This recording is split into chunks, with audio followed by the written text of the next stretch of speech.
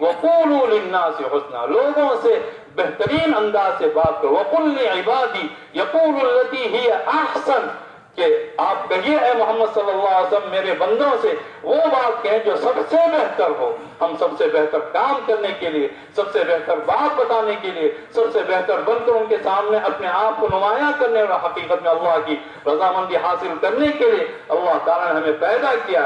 آج صبح جس طرح کی بات کی، بہت اچھی باتیں کہی گئی. ہمیں بہت زیادہ کام بھی کرنا ہے اور بہت زیادہ جدوجہد بھی کرنی ہے، اور بہتر سے بہتر جو طریقے ہیں ان طریقوں کو ہمیں اپنانا ہے. الذی خلق الموت والحیاۃ لیبلوکم ایکم احسن عملا، کہ اللہ نے موت اور زندگی کو پیدا کیا تاکہ اے انسانوں تمہارا امتحان لے، تمہیں جانچے، تمہیں پرکھے، تم میں کام کرنے کے لحاظ سے سب سے بہتر کون ہے. بہتر سے بہتر طریقے ڈھونڈے جائیں، اور جس طرح کہا جاتا ہے کہ محبت آداب محبت خود سکھا دیتی ہے، یہ کام انشاءاللہ کام کا سلیقہ اور کام کا طریقہ خود سکھا دے گا. لیکن اس کے لیے ہم اپنے آپ کو اس پر قربان کرنے والے، آگے بڑھنے والے، خالص اللہ رب العزت کی رضامندی حاصل کرنے والا کام سمجھ کر ہم آگے بڑھنے والے ہم بن جائیں. ہمارے اندر اس طرح کی کیفیات ہوں، باہم ایک دوسرے کے ساتھ اس طرح کا تعلق ہو، ایک سچا تعلق ہو. کارکنان میں اس طرح اسلام نے جتنے حقوق دیے ہیں وہ اتنے ہیں کہ پھر مزید کسی اور حق کی ضرورت نہیں. لیکن اللہ رب العزت نے وہ بات ارشاد فرمائی ہے کہ وَلَا تَنْسَوْا الْفَضْلَ بَيْنَكُمْ، آپس میں ایک دوسرے کے ساتھ احسان کے معاملے کو کبھی فراموش نہ کیا جائے. یہ اللہ رب العزت نے جو عام طور پر جو دنیا بنائی، جو انسانوں کو پیدا کیا ہے، ان میں تھوڑے سے انسان وہ ہوتے ہیں جو بہت ذہین ہوتے ہیں. اور عجیب بات ہے کہ جتنے بہت ذہین ہوتے ہیں اتنے ہی کمزور ہوتے ہیں. لگ بھگ 20% اگر ذہین ہو تو 20% کمزور ہیں، اور لگ بھگ 60%، 70% جو لوگ ہوتے ہیں متوسط ہوتے ہیں. کاموں کے اندر شیطان کی کوشش یہ ہوتی ہے، جن کے اندر ذہانت پائی جاتی ہے، جن کے اندر طاقت پائی جاتی ہے، جن کے اندر قوت پائی جاتی ہے، ان کو تکبر کے اندر مبتلا کرتا ہے. اس کے اندر ایک خاص قسم کا تکبر کہ کام ہم کر رہے ہیں.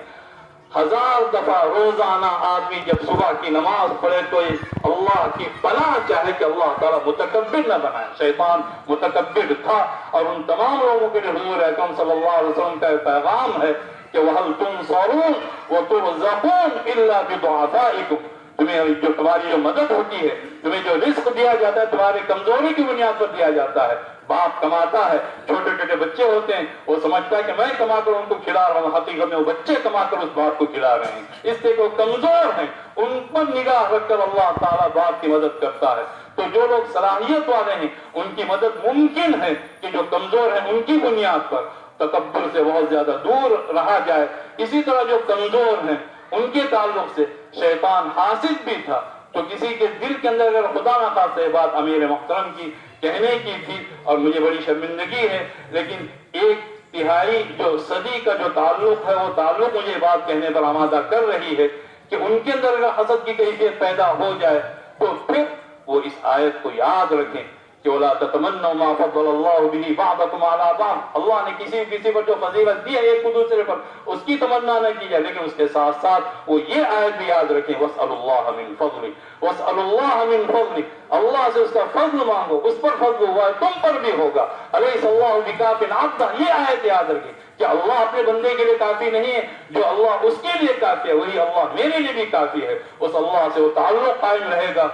اللہ نے چاہا تو اس طرح کا کوئی خرابی، اور ہم امید کرتے ہیں کسی کے اندر وہ خرابی نہیں ہوگی، اور نہ ہو، اگر ہو بھی تو ہمیشہ کے لیے صاف ہو جائے گی. شیطان حاسد بھی تھا، برابر والوں کے اندر وہ فساد برپا کرتا ہے کہ وہ کر رہا ہے تو میں اور زیادہ اس سے بڑھوں لیکن اسے گرا دوں. اس طرح شیطان مرصد بھی تھا. جس کسی کے اندر خدا نہ خواستہ وہ کیفیت اگر آ جائے تو پھر یہ آیت یاد رکھے وَلَا تَنْسَوْا الْفَضْلَ بَيْنَكُمْ وَلَا تَنْسَوْا الْفَضْلَ بَيْنَكُمْ، آپس میں ایک دوسرے کے ساتھ احسان کرنا، ایک دوسرے کے ساتھ فضل کا معاملہ کرنا، ایک دوسرے کو آگے بڑھانے کی کوشش کرنا، اس کو کبھی فراموش نہ کر دیا جائے. جو شخص پیچھے رہتا ہے دوسرے کو آگے کرنے کے لیے تو اس کو پیچھے رہنا حقیقت میں آگے کرنا ہی ہے.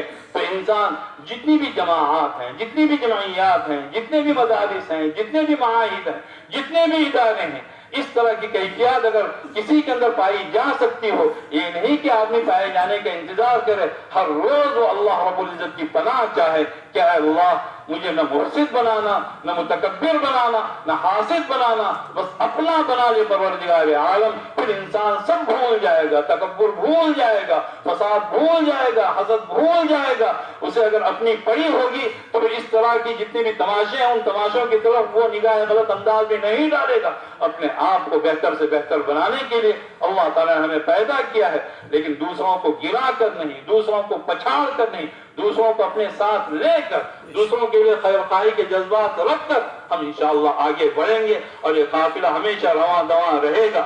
انکار منکر کے لیے اور امر بالمعروف کے لیے قرآن کریم نے دو طریقے بیان کیے ہیں۔ ایک طریقہ طاقت چاہتا ہے، جس کے لیے انسانوں کے پاس اگر وہ طاقت ہوگی تو وہ طاقت کو استعمال کرے، جس طرح قرآن کریم کہتا ہے الذین ان مکناہم فی الارض اقاموا الصلاۃ وآتوا الزکاۃ وامروا بالمعروف ونہوا عن المنکر وللہ عاقبۃ الامور، کہ جو لوگ جن کو اگر ہم زمین میں اقتدار دیں تو کیا کریں گے؟ نمازیں قائم کریں گے، زکوٰۃ ادا کریں گے، ہر بھلے کام کا حکم دیں گے اور ہر برائی سے روکیں گے۔ اور دوسری چیز ماحول کا پیدا کرنا ہے، ماحول کا پیدا کرنا ہے۔ دوسری تھیوری قرآن کریم نے دی ہے۔